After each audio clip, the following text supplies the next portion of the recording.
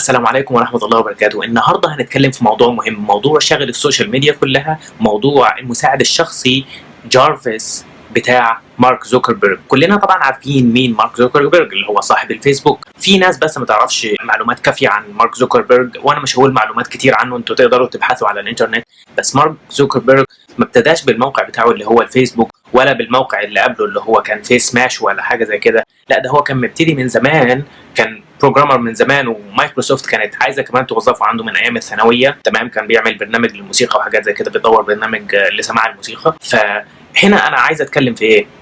انا عايز اتكلم في حاجه مهمه. مارك في سنه 2016 اللي احنا فيها دي من بدايتها قرر ان هو يتحدى نفسه، قرر ان هو يحط جول لنفسه، مع ان هو سادس اغنى رجل في العالم، بس قرر ان هو يتحدى نفسه ويعمل برمجه لمساعد شخصي خاص بيه، بعيدا بقى عن المساعد الشخصي بتاع جوجل، المساعد الشخصي بتاع ابل، او ايا كان المساعدات الشخصيه اللي موجوده. لا، هو حب يعمل حاجه لنفسه بنفسه. تمام، خلي بالك هنا انا بقول ايه بنفسه. فابتدى ان هو يعمل الكودينج اللي هو البرمجه، كتابه البرمجه بتاعه البرنامج بتاعه، وابتدى يشتغل عليه برغم انشغاله ان هو صاحب شركه فيسبوك. سيبك من حته انشغاله خالص. راجل زي ده ما يقدرش ان هو يوظف بروجرامر يعمل له المساعد الشخصي ده؟ يقدر، بس هو قرر ان هو يعمل حاجه لنفسه بنفسه. الموضوع ده مهم جدا. طيب انا ليه بتكلم في الموضوع ده، وليه الموضوع ده انا عايز اطرحه عليكم؟ انا عايز اطرحه عليكم عشان اقول لك حاجه واحده بس. الراجل ده الشهر اللي فات عمل ايه؟ النيبرهود بتاعته، المنطقه اللي هو عايش فيها منطقه زي ما تقول كده ايه، السكان بيشتكوا من الهاوسنج وحاجات زي كده. فقرر ان هو يتبرع للحكومه ب 20 مليون دولار كبدايه، ان هم يبداوا ان هم يدوا بيتر هاوسنج للناس، ان هم يبنوا بيوت جديده، ان هم يطوروا من يعني الناس اللي هي مش عارفه تسكن، او مثلا البيوت غاليه عليها او حاجه زي كده. فقرر ان هو يتبرع بدي بحيث ان ايه، ان هو يساعد، ان هو يشارك في الازمه اللي موجوده مثلا في المنطقه السكنيه اللي هو عايش فيها او كده. طيب العظه والعبره اللي احنا ممكن ناخدها من الموضوع ده، طبعا احنا عندنا عظات وعبر كتير ممكن ناخدها من السلف الصالح ونبينا محمد صلى الله عليه وسلم، بس خلينا نتكلم في الموقف ده.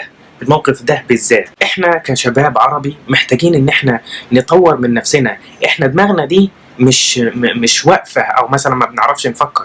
احنا بس محتاجين ان احنا نركز على الحاجات المهمه اللي نعملها.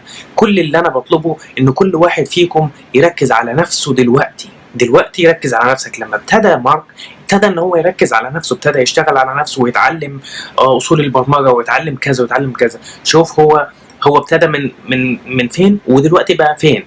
فانت دلوقتي قدامك كل السبل انك انت تقدر تطور من نفسك وتعلم نفسك، ومين عارف ممكن انت في المستقبل تعمل برمجه لبرنامج معين، البرنامج ينتشر وتبدا تكسب ملايين الدولارات، ومن ساعتها بقى هيبقى عندك القدره انك انت تساعد نفسك واهلك وجيرانك ودولتك وكل حاجه. كل اللي انت محتاج تعمله انك انت ما تضيعش وقتك في حاجات مش هتفيدك. الراجل ده عمل ايه؟ يعني انا هنا مش بتكلم على ان هو قد ايه عظيم او حاجه زي كده، انا بتكلم على الفكر بتاعه اللي احنا ممكن نقتبس منه حاجات معينه في فكره، الفكر البراكتيكال العملي، مش الديني او حاجه زي كده. لا، انا بتكلم في الفكر البراكتيكال بتاعه، انك انت ان هو استغل اوقات من وقت من يومه ان هو يعمل برمجه لجهاز جديد خاص بيه، مساعد شخصي خاص بيه، وان هو يطور من نفسه. طب انت ليه ما تطورش من نفسك، مع ان انت وجيرانك ودولتك ومجتمعك في اعز الاحتياج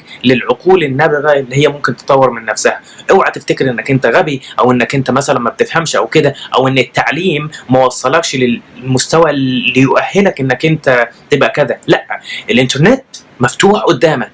خد لك كورس وخليك بقى ايه ديديكيتد، يعني خليك مصمم انك انت تاخد الكورس ده تخلصه وتطبقه تطبيق عملي. في كورسات كتير جدا منتشره على الانترنت. ابدا شوف المجال اللي انت عايز تخش فيه. بس عايز اقول لك على حاجه، ما تبصش مثلا على واحد نجح في مجال معين وتقول ايوه انا اخش المجال ده عشان ايه ده نجح، او مثلا حاجه زي كده. لا، انت اللي انا عايزه منك انك انت تختار المجال اللي انت شغوف بيه، اللي انت بتحبه، ايا كان المجال ده.